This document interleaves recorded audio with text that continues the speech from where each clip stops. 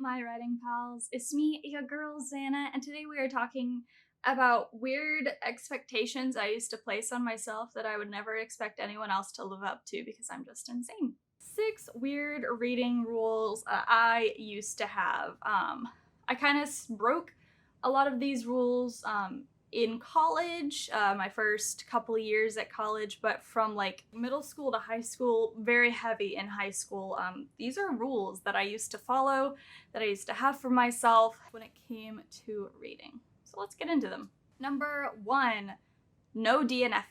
I think it stems both from an anxiety of not knowing how things ended and just not knowing what the conclusion was and feeling like a failure. But I never DNF'd books. I never DNF'd series. I would force myself to finish a book or a series because I had to know how it ended. And that was really painful.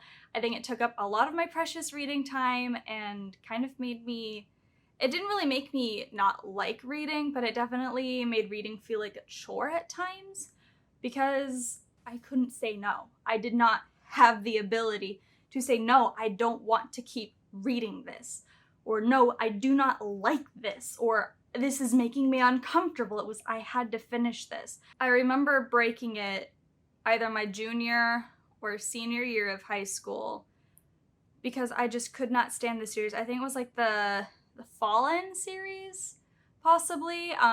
At least that series or a series with covers like it. I remember I just was not getting into it. I was really struggling and I was like, but I have to know how it ends. And then my brain came up with a brilliant idea of, well, the last book is here on the shelf in the library. Just read the last couple pages. And so I did that. And that was my first kind of foray into DNFing books, is that I was like, well, I could just figure out how it ends and then maybe that I don't have to keep reading it. And I did that. And it was really freeing. And I'm happy that I did that. But yeah, I will now DNF books. I will now DNF shows. I will stop if things are making me uncomfortable. I will stop if I do not care. I also won't care to look up the ending sometimes. Like I'm improving. Look at me. Yeah. The second weird reading rule I had, not really a weird reading rule, but was like something I strictly enforced on myself for almost no reason. I would only read one book at a time, or like one book series at a time. So similar to the last one, I had to read an entire series if it was out before I allowed myself to move on. I think that probably goes in with needing to know the ending, but I also felt like I'd waste time if I read multiple books at once. And it's like, I've kind of become a little bit more of a mood reader, so I'm happy to have different books that I'm kind of started into so that whenever I feel like it, I can just pick up whichever one I want. I think right now I'm reading The Wicked King and An Enchantment of Ravens. Kind of gotten over the you're only allowed to read one book at a time thing, or I only have the mental capability of working through one book at a time. It's like, no, like I can be in multiple books at the same time if I enjoy them, if I like them. I read for fun, not because it's something I force myself to do to force myself to have fun, and I'm happy I'm realizing that. Number 3 was no mood reading. When I picked up a book, that's what I would read. And you guys are probably sensing a very similar theme that I would force myself through books even if I didn't like them, but I was never really needed to be a mood reader because I could just pick up something and get into it right away. Even if I wasn't in the mood to read something, I would keep reading it. I would pick something up just because it was the genre I primarily read or similar to other books that I liked or books by the same author, things like that. I just wouldn't let myself mood read. Number 4 is a bit of a snobbish one, is that I never read anything historical. Historical fiction is typically not a genre I've leaned towards. I used to think that it was boring or stuffy.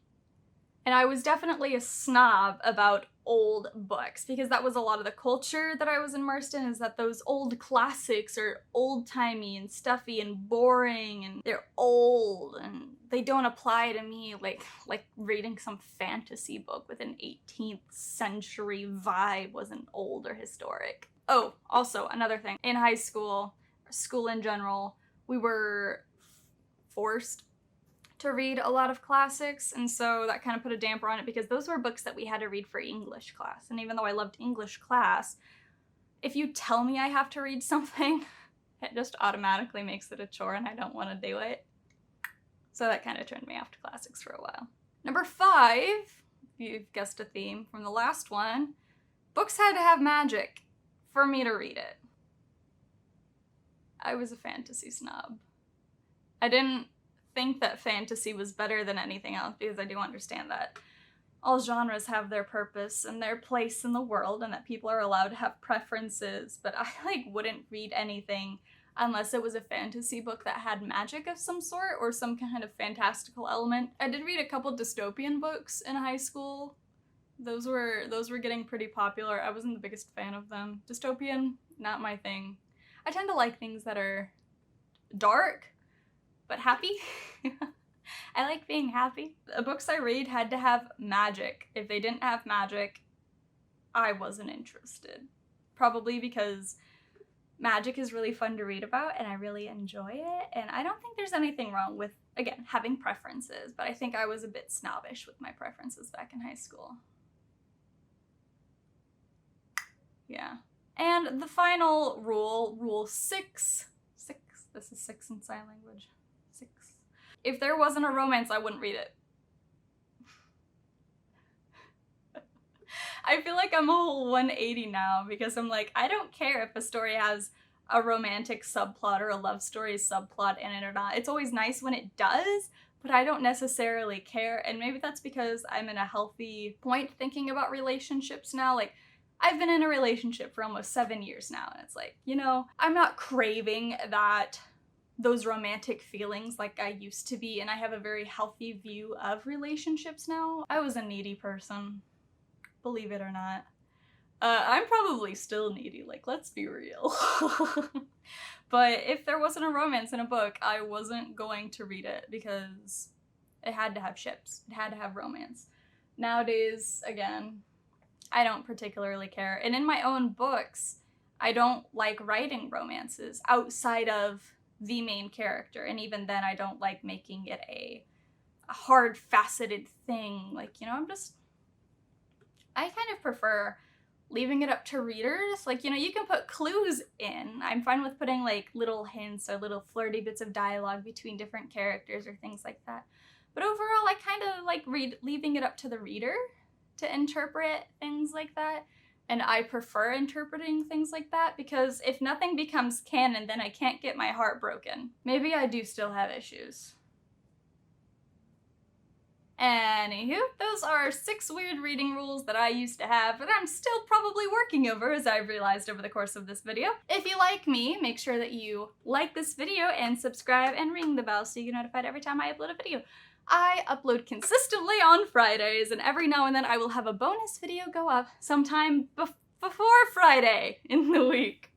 You can also follow me on all of my socials. I'm on Facebook, Twitter, and Instagram, all at XannasBooks. You can support me on Patreon at patreon.com/XannasBooks. All of the money I receive from my patrons goes into getting my books out into the world and all of those lovely things. I have some special projects in the works that I am really excited to be talking to you guys about soon.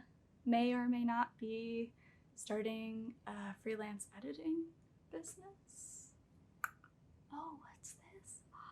I may or may not be announcing my collection of short stories and poems soon. Working up the guts to do that. I'll probably announce it as soon as my editor gets it and we can get a timeline for things so we can get things nailed out. See you guys next time. Bye!